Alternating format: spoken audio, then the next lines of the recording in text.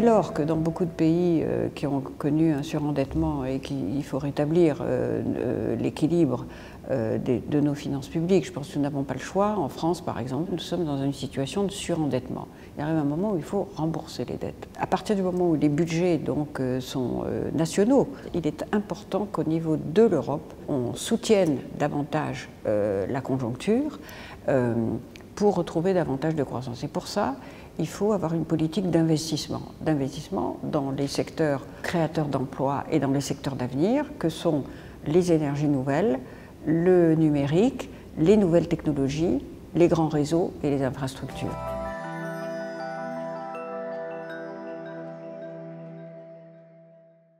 Je crois qu'il faut respecter les règles du pacte de stabilité parce que c'est une sorte de règlement de copropriété que nous avons vis-à-vis de la monnaie unique et qu'en même temps on peut avoir une interprétation plus intelligente de ces règles.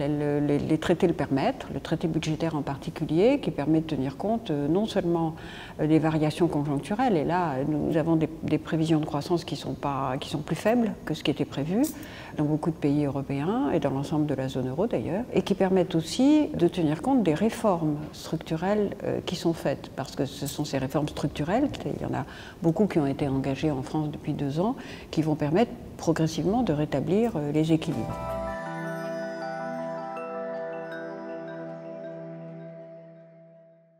Bien sûr, plus que jamais. D'abord, c'est un atout formidable parce que, en raison de la vitalité démographique en Afrique, c'est un continent qui nous est très proche parce que nous, Européens, nous avons des liens humains, culturels, grâce à la francophonie, qui sont un bien précieux. Je pense que la francophonie est un atout aussi pour le droit romain.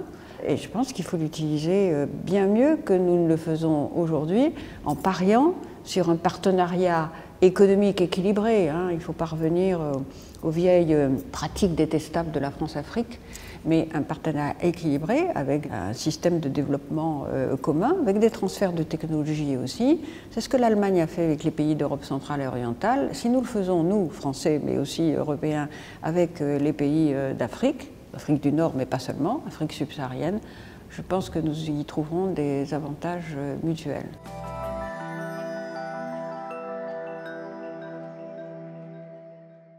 Le notariat tel qu'on le conçoit en France est une profession d'abord qui doit être protégée.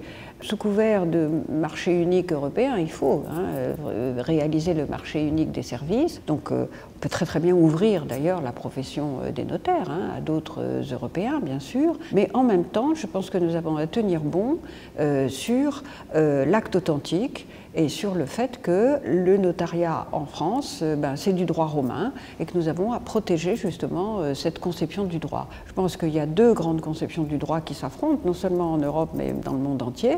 C'est la conception anglo-saxonne, très bien, elle était respectable, c'est une tradition qui remonte à des siècles, et en même temps un droit écrit qui est le droit romain, qui existe dans beaucoup de pays, que la France a largement exporté.